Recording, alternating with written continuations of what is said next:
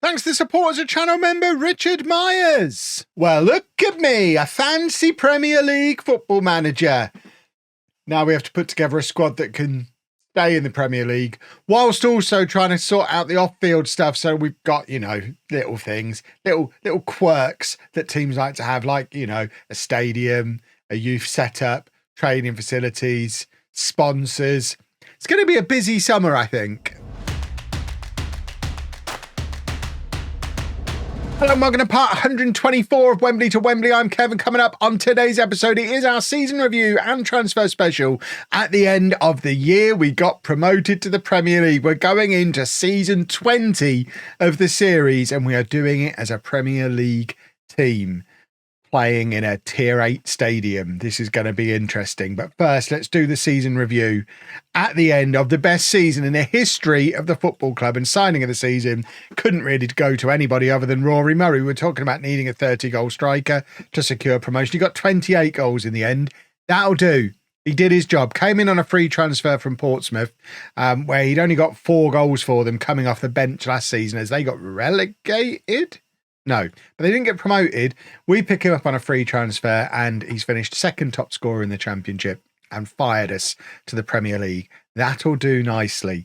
We obviously spent some money for the first time ever as well, including our record signing Nicolau, who still hasn't really had an opportunity. He's not started a game for us yet, and now we're in the Premier League. He might never.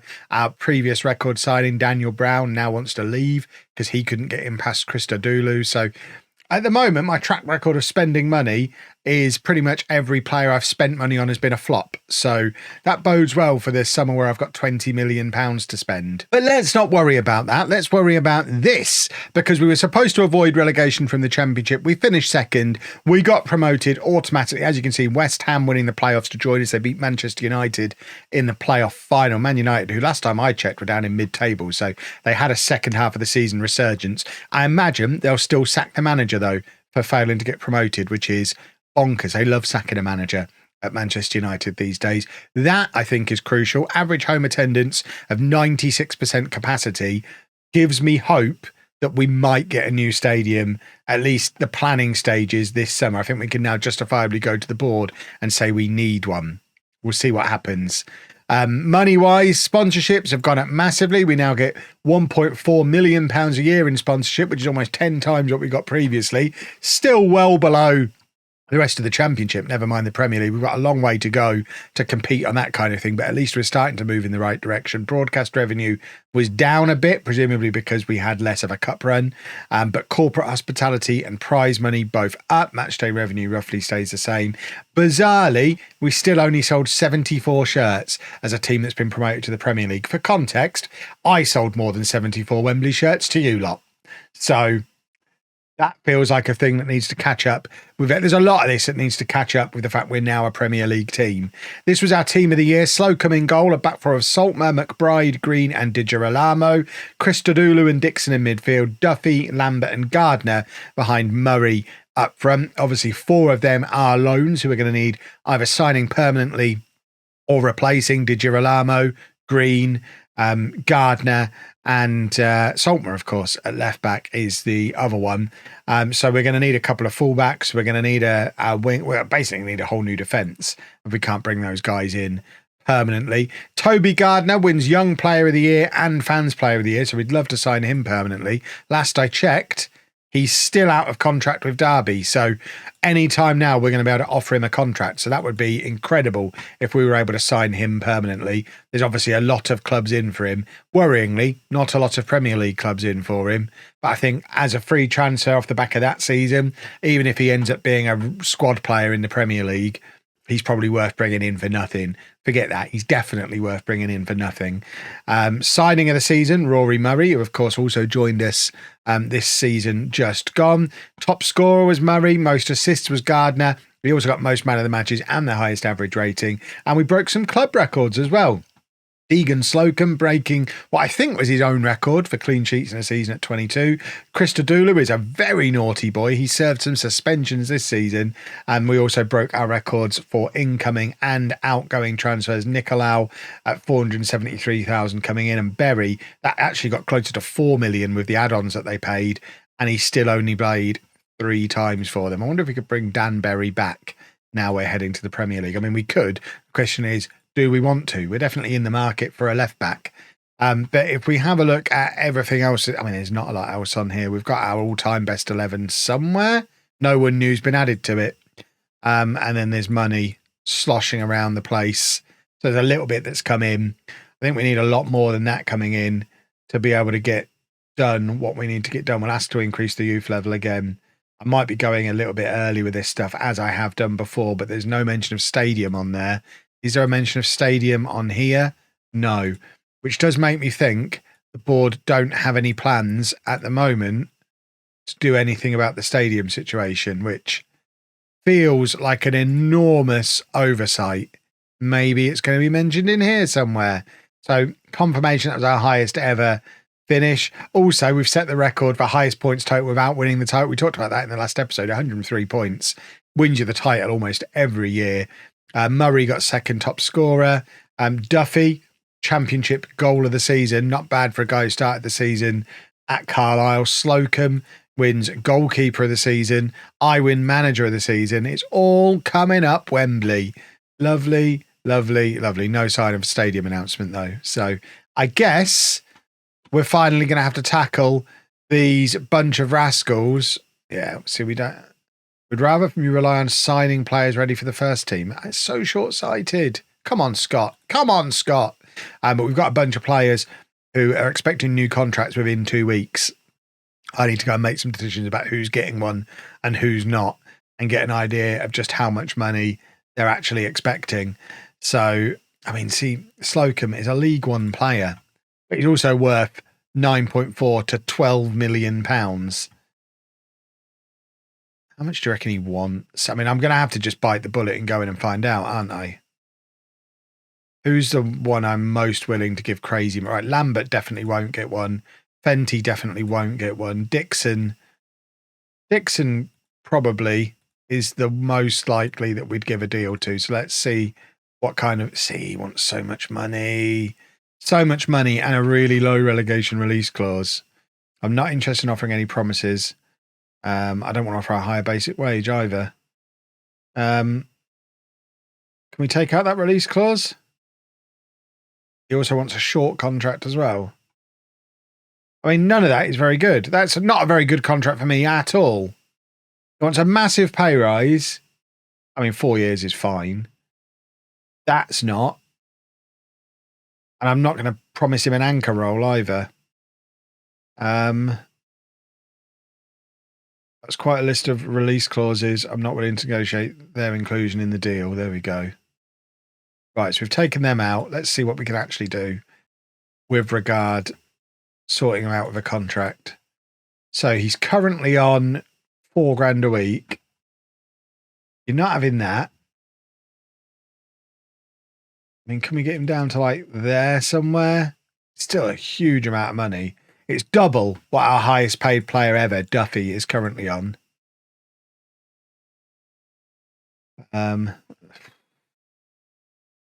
Our budget is very quickly going to get eaten up if we're having to give out a load of contracts like that. But at the same time, I don't want to... 20 million isn't enough to build a Premier League squad either. So we need to keep the core of this team here and then add to it. So we are just going to have to give some contracts out, I think. What a pickle. Oh, it's going to be one of those summers. We offered Toby Gardner a contract. We offered him more money than Blackpool have offered him. But he's decided to go to Blackpool, where he's never played before, and they finished 18th in the Championship, rather than signing for the team who he's just helped get promoted to the Premier League, has played the season of his life for us, and had the opportunity to be a starter in the Premier League for us next year. He's decided to go to Blackpool instead, because Football Manager logic. I absolutely hate it when stuff like this happens. Not only are we in the better league, and he's got the pre-existing relationship, I imagine both us and me are on his favoured clubs and favoured personnel. Because Blackpool will have a higher reputation, he goes there on less money. Just hate it. That is something that's got to be fixed in FM25. It is just broken AI, decision-making, algorithm, whatever you want to call it. That is dumb, and we've missed out on a key player because of it. Right, we do have a bunch of Premier League rejects that have come in over the course of the summer. I don't know that any of them are going to be Christodoulou level, but here they are. Quick whistle-stop tour of them. Paul Balogun has got 3 stars of potential. He's coming from Tottenham. Gregor Tennant actually has some decent potential. I mean, he could potentially be a championship player one day. Doesn't play in a position that we use, but he's in from Liverpool. Corbin Beeston also has decent potential and has come in with a decent value, actually. You know what? This guy might not be awful. I mean, he's a National League North-South player currently, but could eventually be good enough for the Championship. These are basically just going to be our squad players because we don't have a youth setup of our own. Drummond is rubbish. He's in from Newcastle.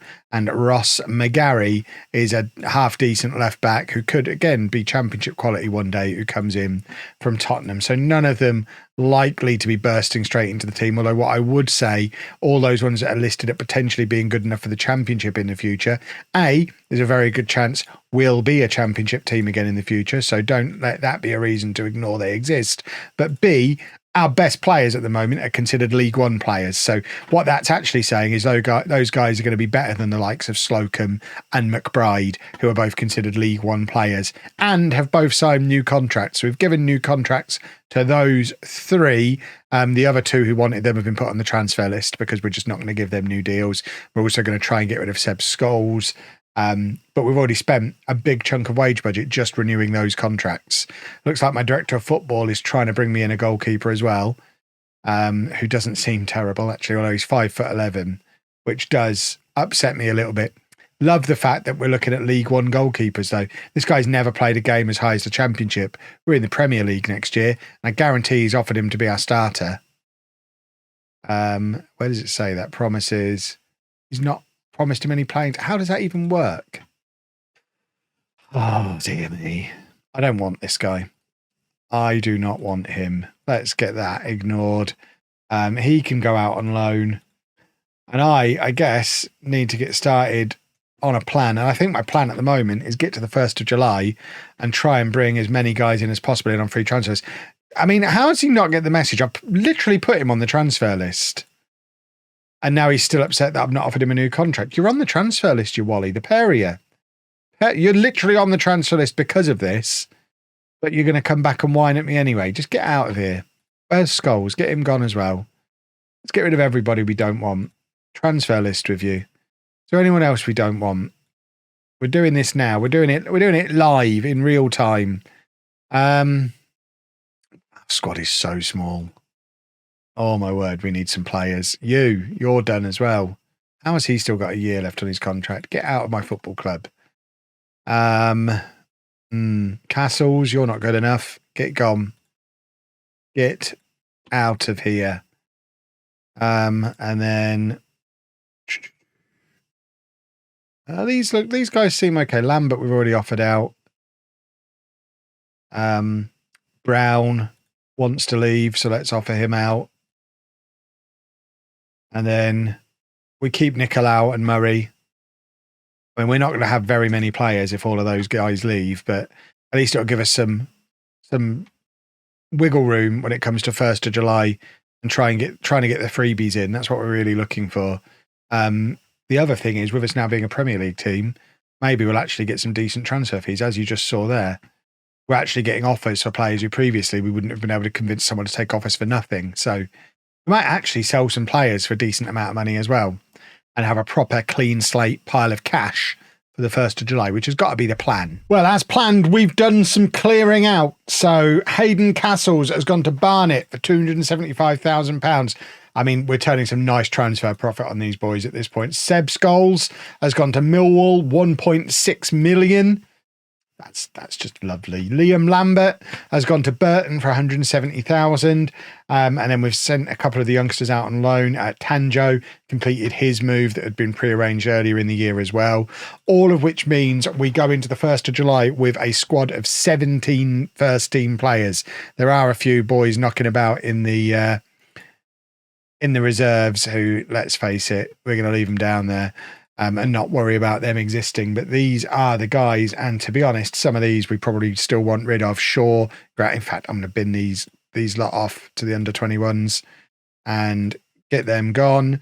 And Fenty is probably on his way out as well. Carroll, we have offered a new contract to because he's got decent potential. A 6'3" centre-back with 5-star potential. We might actually keep him around the squad this year. We certainly would if we were in the Championship again. But I think these are our boys. So this is a squad of 12. But Brown and Fenty are both on the transfer list. Septus may well be going out on loan again, although he's come back from his most recent loan of 3-star player. So we might actually keep Septus around this season because he has been banging on the door of the first team for a little while. Carroll, I think, will also take off the loan list and keep him around the squad. So it's a squad of 10, basically, once Brown and Fenty are gone, which means, as you can imagine, we need players everywhere. We have one goalkeeper, no left back, no right back. We've only got 3 centre-backs, and one of them is Carroll. Salucci is going to be on his way out of the club. Defensive midfield, we've got Christodoulou, Brown and Dixon.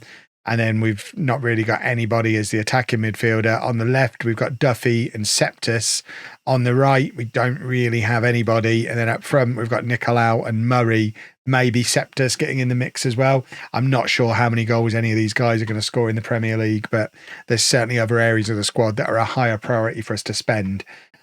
We've moved some of the money into wage budget to make sure we've got plenty of wage budget to play with.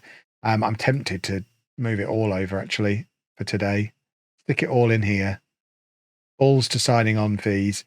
Should we leave a little bit for signing on fees? Let's go get some free transfers. Well, we have a first batch of players in, and it is very much a mixed bag. We've had players turn us down to go and play for Burton Albion in League One. It's been a challenging summer so far, although we are able to throw money around a little bit, which has helped. Salucci's got out on loan to Bromley. He'll join them permanently at the end of his deal or go somewhere permanently. We've just moved on. We were in League Two when we signed that guy on a free transfer from Man City. He's been on a cusp of our first team ever since. We just moved too far. I mean, if we were still in League Two or League One, he'd be our captain by now, I imagine. But these are the guys we brought in. So, new goalkeeper, Paddy Hollywood, Ireland's goalkeeper. He's 25 years old, 32 caps for Ireland. He's been playing for West Brom for the last few years in League Two. So we've signed a League Two goalkeeper on a free transfer. He's probably going to be our starter. That's where we're at, boys and girls. Welcome to the Premier League. Logan Carstairs is a 32-year-old Scottish former under-21 striker. Never played internationally for Scotland. He must be great. He's 4 stars of current ability. He's been playing for Hearts in the Scottish Premiership for the last many years. He scores a decent number of goals. He's reasonably quick. He's a good finisher. I don't know that he's necessarily going to be our starting striker, but he can compete with Murray and the unproven Nicolau as a third option up there as a 1-year stopgap. That's why we gave him a 2-year deal. We could maybe sell him for money next summer. We've got somebody even older, though. Don't worry. Francisco Dabo is a 34-year-old former Portugal under-20 international who's a left winger, can also play right wing or in the attacking midfield position. Again, although he's 34, he's still got decent pace, 3.5 stars of current ability. He's a good League One player. It's going to be fine. Been playing for Vitor Guimarães, has previously played for Sheffield Wednesday and West Brom and Norwich. I think he got relegated with all of them, so that's good. He's got, even in his prime, he was a Championship player at best. We've got him to play in the Premier League at 34.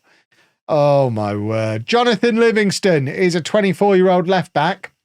This one's actually quite a good signing. 24-year-old left-back, 3.5 stars of current ability, was at Norwich as a fringe player in the Premier League last year, previously been at Wolves doing the same job. He now gets the opportunity to be a starter in the Premier League. He's our new number 3, our new left-back. Goodness me, he needs to be good. Shane Lowry is an Irish former under-21 international. He's 26, never played for Ireland. We've signed him to play in the Premier League. Again, a little alarming, was playing for Mansfield in League One last year, but don't worry, before that, he had 3 years playing for them in League Two, and he's been distinctly average. He's going to play in the Premier League for us. Andy McCaffrey is a 27-year-old Northern Irish actual international with 20 caps. He's a right winger, 3 stars of current ability, was playing for Portsmouth reserves last year, has previously also turned out for Sunderland reserves. So he's ready for the Premier League. Dean Martin, I'm actually quite excited about, other than the fact he's only 5'9". I like everything else about him. His jumping reach is 6. He's going to be a great natural centre-back. Obviously, left-back. Competition for places there. But at 23, he's got 10 caps for Wales already. Can play anywhere up that left-hand side. He's quick. He's definitely my kind of left-back. Was playing for Leeds reserves last year. And then lastly, Mahmoud Amma is a 27-year-old Egyptian international right-back who, again, decent calibre, 6'3" right-back. So we're going to have a 5'9" centre-back with 6 jumping reach and a 6'3" right back with 16 jumping reach. It'll all be fine. He was playing for Chesterfield in the Championship last year. Remember, Chesterfield very nearly getting promoted. So that's actually quite a good signing. If we look through the squad as it currently stands, we've got 2 decent goalkeepers, 2 decent left backs in Livingston and Martin, a decent right back. We need at least 1 more. At centre back, I mean, Amma's our best centre back and he might end up playing there, in which case we need 2 right backs. Dixon's our next best. We need some centre backs. We've got McBride, Kennedy, Martin and Carroll certainly not ready to start. We definitely need midfielders. We haven't addressed this at all. We're still just with Christodoulou, Brown and Dixon. But we have brought Lowry in to be an option in there, but it might end up even being Nicolau, who's natural false 9 and might end up carving out his spot as our number 10. On the left, we've got Dabo, Duffy, Septus. There's lots of options for us on there. Fraser Fenty has actually turned down a move away from us, so he might be deciding to stick it out on his next to no money and fight for his place. He is a proper Wembley boy. And then on the right, we've got new boy McCaffrey. Dabo and Carstairs can play out there as well, as can Fenty. And up front, we of course have Nicolau and Murray, plus Septus, plus Carstairs. I think we're good going forward. We need to fix this defence and midfield. There's still money left to do it. We've got 7 million left in the transfer budget, loads left in the wage budget. We could still bring in another 4 or 5 players. We've not really looked at loans yet either. The season starts on the 9th of August, so we've still got about 3 weeks as well. We play Manchester City on the first day. It'll be fine. It'll be fine. Have you ever seen such long odds? Goodness me. Let's continue bringing players in. Sometimes you just have to be silly. So loads more free transfers, plus a £1.3 million loan signing, and a £5 million defender, because, you know, sometimes you've got to get a £5 million defender. So starting from the loan signing from Manchester United, Alan Glennie, we did agree a fee of £6 million to just buy him, but decided we might be better off paying £1 million now to loan him and then 4.8 million to sign him permanently if he works out, which I'm sure he will. He's a very good right winger. Manchester United are in the Championship next season. I don't know why they don't want him, but we do. He was on loan at Rangers last year and was very good. He's going to come in and play on our right-hand side. We also signed Alex Kerslake. Finally got ourselves another defensive midfielder. He was with Fulham reserves in the Championship last year. He was actually out on loan in Croatia. I mentioned Croatians. He's almost Croatia. I bet he speaks Croatian. He does speak Croatian. There you go. We got there in the end with an almost Croatian. Keenan Graben is a left back / right wing back. Obviously, we've brought him in to be our right back. We just need to unbelievably train him to play there. Despite being natural at left back and right wing back, he's only an accomplished right back. He's also only 5'4", but he's quick, and quick is good. Let's just remind him that he is, of course, going to be a right back for us, though, and hopefully will become natural there before too long, because if he's not natural, he'll get penalised for playing out of position, which is silly. We have a 3rd choice goalkeeper, Chima David. My director of football actually tried to sign this guy earlier in the summer to be our new starting keeper. He ended up then getting released by West Ham and was relatively cheap. 3rd choice goalkeeper for us, homegrown. So just bring him in. Why not? Paul Williams is another striker who can also play out wide. We've signed him because he's quick, 16 pace, nice and quick, only 23, former England under-19 international. He was at Southampton last season. I mean, he's been a reserve at Southampton for a number of years. was just too good to turn down, really. And we had money left to spend, which is why we then went and got Kyren Fanimo, who is a 23-year-old former England under-20 international centre-back. We've paid £5 million for this guy. He's natural at centre-back and defensive midfield. I'm not even sure yet which one of those two roles he's going to play in. I think he'll probably get plenty of game time in both. Likely to be good enough as a starter in both. Played a full season for Huddersfield last year in the Championship, and Huddersfield were a decent team.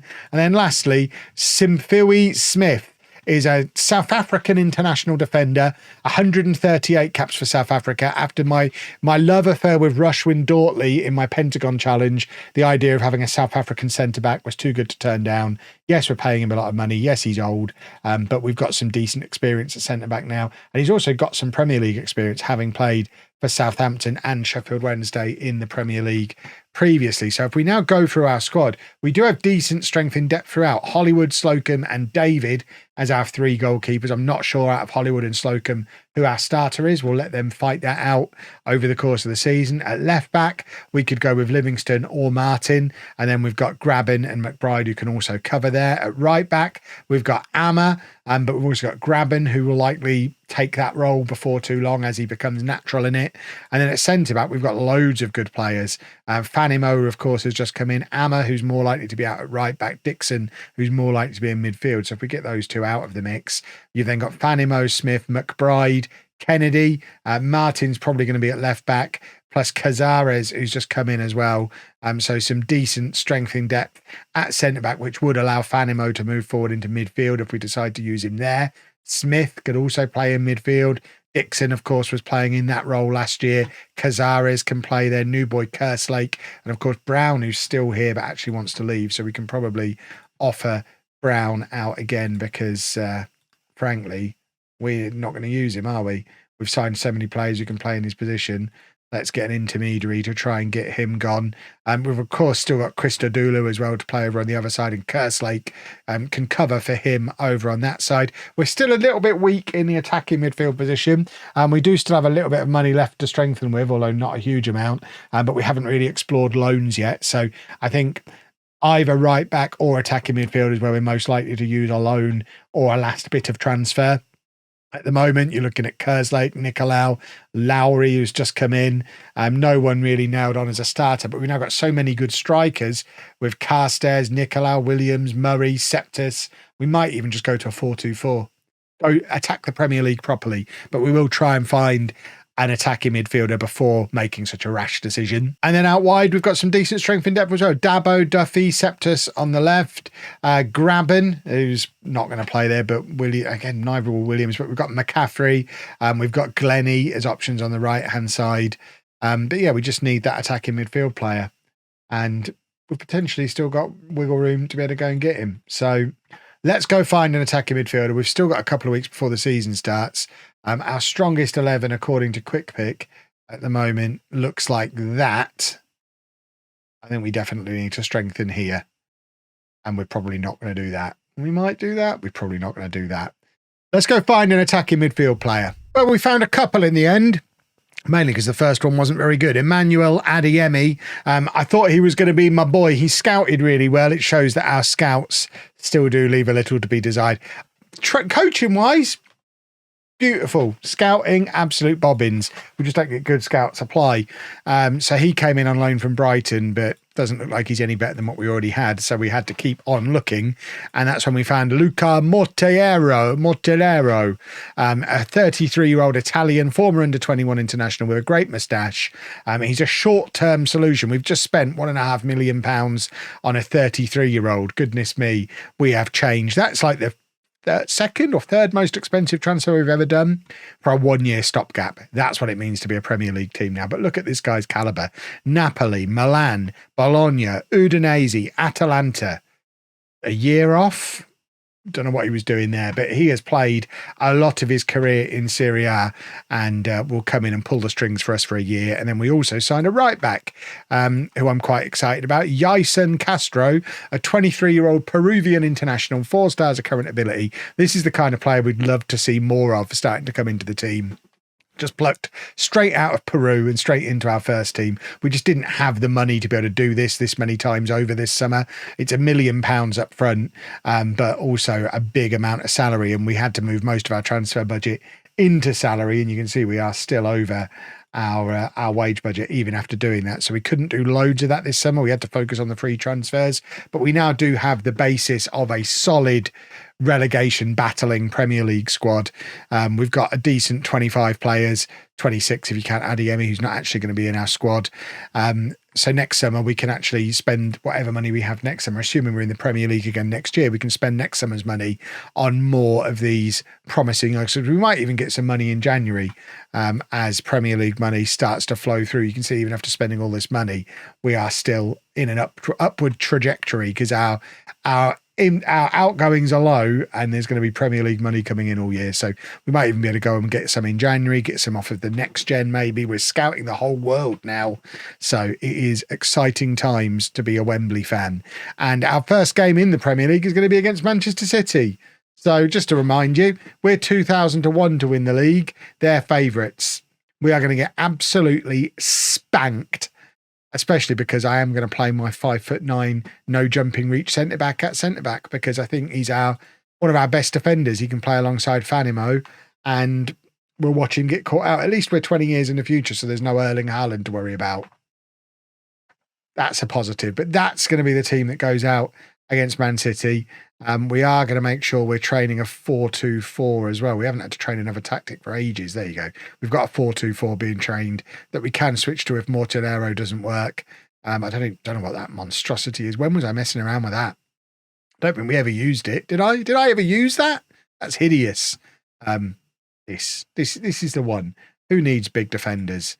This guy with 17 jumping reach needs to score some set pieces this season. We spent 5 million on him. I expect 20 goals in return. But Premier League football is coming to the Gavin Rose Stadium. I ask you, boys and girls, who on earth even is Gavin Rose? Presumably a Dulwich Hamlet legend. Can we go and find out more about Gavin Rose? An iconic player and manager at Dulwich Hamlet. Well, his stadium has made it to the Premier League, even if he never did. But that will be in the next episode. So if you have enjoyed that, please make sure you leave a nice big thumbs up on there for me. Subscribe to the channel for daily Football Manager videos. And thank you very much for watching.